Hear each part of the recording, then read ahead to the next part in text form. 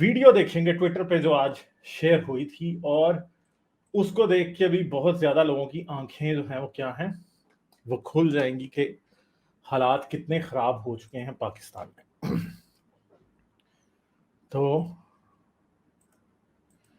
उम्मीद है आप लोगों को ये वीडियो दिखाई देगी और इसकी आवाज भी आप लोगों को सुनाई देगी। पंजाबी में ये बंदा बोल रहा है, तो बाकियों के लिए मैं ट्रांसलेट कर देता हूँ। नुमान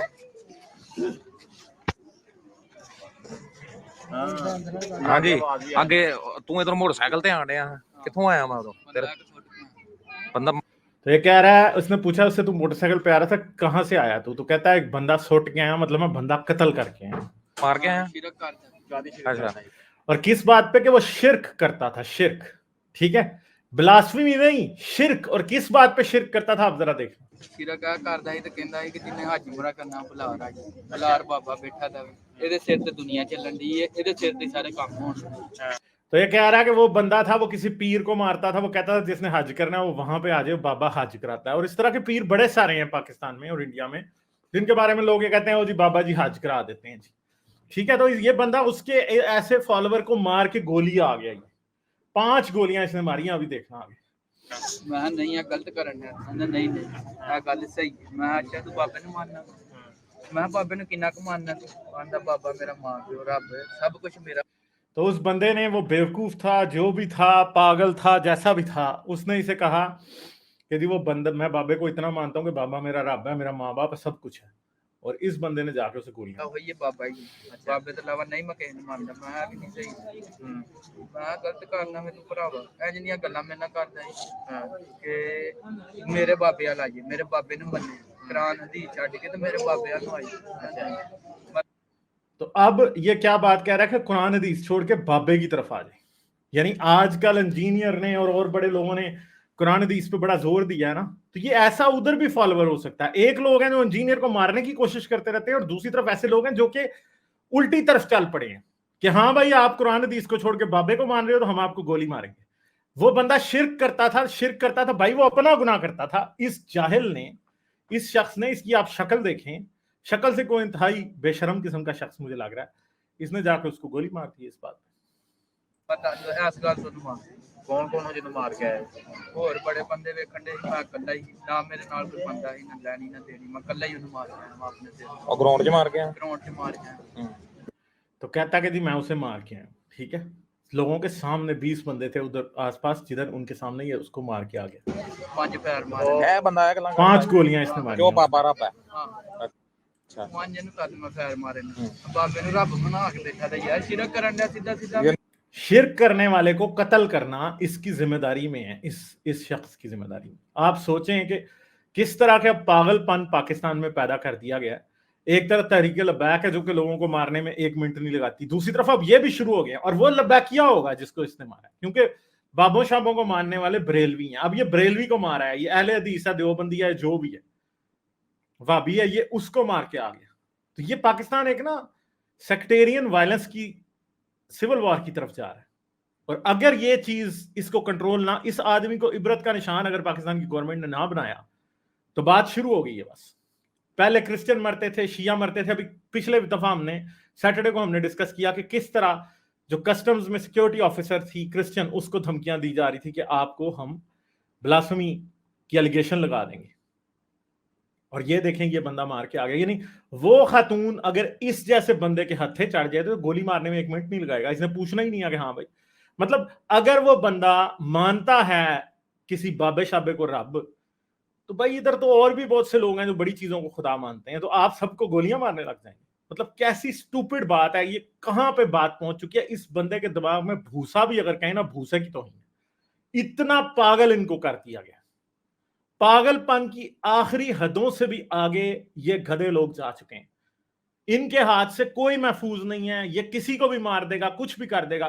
और ये वेला होगा बिल्कुल, ना ये पढ़ता होगा, ना ये कुछ करता होगा। मैं शक्ल से इसकी देख के बता सकता हूं कि इससे ज्यादा फोहड़ आदमी इसके मोहल्ले पूरे में एग्जिस्ट नहीं करता होगा। जाके मार के आ गया गधा। किस मौलवी के हथे ये चढ़ा है, ये इन्वेस्टिगेशन होनी चाहिए कि इस जैसे गधे को उसने बिल्कुल प्रोफेशनल गधा बना दिया है कि इसने जाके मार दिया बंदे। तो हम कितनी बार इन बातों को रोएंगे? आए दिन यही बातें हर वक्त ये चलती रहती हैं। कभी प्रियंका कुमारा के ऊपर मातम हम करते रहते हैं, कभी मुशाल खान पे करते हैं, कभी एपीएस पे करते हैं। हर वक्त हम हालत मातम में ही रहते हैं, क्योंकि ऐसी जहालत, इस कदर अजीम जहालत पाकिस्तान के अंदर इस टाइम पनप रही है, और जिसको कहते हैं जहालत की फसल अब पक के तैयार हो गई है, काटने वाला कोई नहीं। तो ये हालात हैं जो कि इस टाइम चल रहे हैं। नहीं अल्लाह दी जात च शिरक करन दा तो तद उन्हें मारया कद मारिया सही फिर अपना तो नहीं कोई लेना देना मेरा और कोई यानी कि तेरा है नहीं है और कोई शिरक दी वजह तो मार शिरक दी वजह तो मार दादी दुश्मनी भी कोई नहीं कोई होता ना हल होए नहीं है कोई हल होए नहीं है दरबार ते रह गया मैं गल ने कीती है कि हाजी उमरा मैं गया हां पहले दिन जिथे दूसरे लोकां ने खाणिया कि हाजी उमरा करना है ते दरबार दे उत्ते आए। तो वो जो भी था दरबार का एजेंट था, वो पैसे लेता था, पत्ती लेता था, जो भी था उसका, इसने उस बंदे को जाके मार दिया। दूसरे मैं तो पहला दिन ही मेरे वाल देख के चुप हो गया। पुराने बंदे ਨੂੰ ਆਪਣੇ ਨੂੰ ਧਿਆਨ ਲਿਆ ਜਿੱਦਾਂ ਸਿੱਧਾ ਮੈਨੂੰ ਸਿਰਕ ਦੱਸਦਾ ਮੈਂ ਇਹਨੂੰ ਆਖਿਆ ਅੱਜ ਮੈਂ ਇਹਨੂੰ ਆਖਿਆ ਮੈਂ ਤੇਰੇ ਬਾਬੇ ਨੂੰ ਬੜਾ ਮੰਨਦਾ ਵਾ ਫਲਾਣ ਠੀਕ ਮੈਂ ਚਲਾ ਉੱਥੇ ਪਾਣੀ ਤੇਰੇ ਬਾਬੇ ਕਹਿੰਦਾ ਬਾਬੇ ਨੂੰ ਮੰਨਿਆ ਕਰੋ ਫਲਾਣ ठीक है। तो अब इसने उसको क्या किया, उसे गोली दी, कहता है कि मैं तेरे बाबे को मानता हूँ, मैं उसके दरबार पे जा रहा हूँ, भांग पीऊंगा जाके। और उसने क्या किया, वो आगे से बेचारा इसके ट्रैप में आ गया, इसने उसको फिर जा गोली मारी। बाबा ये सब कुछ बाबे की वजह से दुनिया चल रही है तो बाबे का हुक्म होना रब को कोई नहीं मोहम्मद सल्लल्लाहु अलैहि वसल्लम तो बाद बाबा इतनी गल उन्हें दिलों के मेरा दिमाग वो लगता वो मारे ने